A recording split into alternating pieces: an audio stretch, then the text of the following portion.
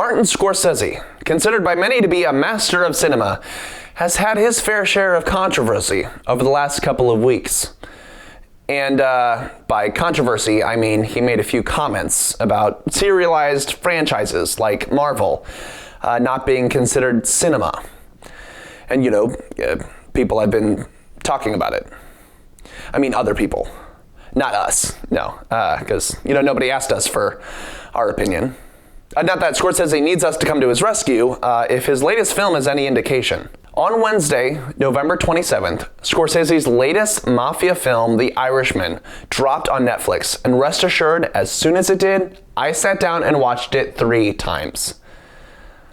What I meant to say is that I sat down 3 times to watch it. Once. So I watched it once over the course of 3 separate viewings.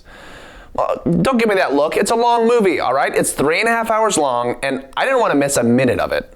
And no, I'm not particularly proud of how I got there, but hey, I got there in the end, and I'm certainly glad I did. Hello, YouTube, and welcome to The Fourth Wall, where we review new releases, give trailer breakdowns, and bring you news about your favorite movies coming soon. I'm your host, Mason Brown, and this is my review of Martin Scorsese's latest mafia epic, The Irishman. But then you knew that because, you clicked on this video. So, let's get into it. But before we get into today's video, I'd like to make you an offer you can't refuse. If you're new to The Fourth Wall, would you consider subscribing to our channel? It's real easy. There's a button right down there. It's a great way to stay tuned for new videos coming your way. You might even consider clicking that notification bell icon down there to make sure that you never miss another one of our videos ever again. All right, now let's get into my review. What were some of my thoughts watching The Irishman? Well, first of all, let me say that this film is without a doubt an epic. It is a complex and sprawling film, yet intimate and engaging at the same time. It has a huge cast. I'm talking huge. In fact, the cast in this film is so large that it can be hard to keep all the characters straight. There's even a few jokes made by Al Pacino's character about just how many characters named Tony there are. Now, while this did make the film a little hard to follow at times, it's great to see so many of your favorite actors all in one film. The film covers decades upon decades of both personal, professional, and political history. It feels like you're literally watching 50 years of Frank Sheeran's life unfolding right in front of your eyes. So what is The Irishman about? Well, you may have been able to put this all together on your own, but it follows the life and times of Frank the Irishman Sheeran, played by Robert De Niro, a truck driver and gun for hire.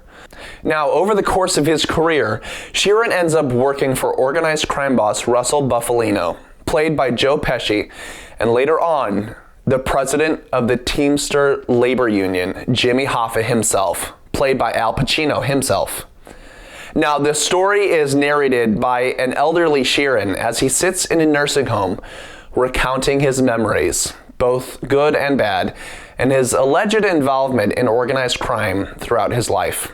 What follows is an engaging, albeit drawn-out account of Sheeran's criminal activity, as well as his own personal entanglements. Early in the film, Sheeran makes a remark that young people today just don't know who Jimmy Hoffa was or what he did, which in my case was certainly true. Now, I could have told you that Jimmy Hoffa had some sort of ties with organized crime, but beyond that, my ignorance would have gotten the better of me. Which is why I really enjoyed this opportunity to learn more about the history that so many still remember so vividly today. And let me tell you, I learned a lot from this movie. One of the best parts of this film is also perhaps the most jarring. The pacing in The Irishman is very unusual, and it lends itself tremendously to the flow and weight of the film. Now, allow me to explain. Now, I feel like most movies these days feel the need to keep the action moving, likely for a variety of reasons. But one of the biggest reasons I think movies feel the need to rush along is that they don't have faith in the attention span of their audience. The fear is that if there's no quippy dialogue going on or no flashy action scenes to distract them, that an audience will quickly lose interest. This is not the case for The Irishman. Not at all. The pacing is very controlled and deliberate, at times with very little happening on screen for long periods of time. And for a movie that is 3.5 hours long, this could be detrimental. But the excellent performances by The Irishman's outstanding cast see that not a precious moment is wasted. In fact, it's those long silences that seem to pull you into the moment, truly experiencing the heights and depths of the world with these characters. I have to say that the performances by the three leading actors, Joe Pesci, Al Pacino, and Robert De Niro, have to be some of their best. These three men, legends in their own right, bring together some incredible moments and heart from characters that at times can be very unlikable. To see these three stars sharing the screen for the first time is truly nothing short of historical, and I believe their performances are worthy of the history books. Robert De Niro in particular shines here as he plays a man in many stages of his life, from his late 30s all the way to his late 80s. His movements and mannerisms are completely believable, even at an elderly age.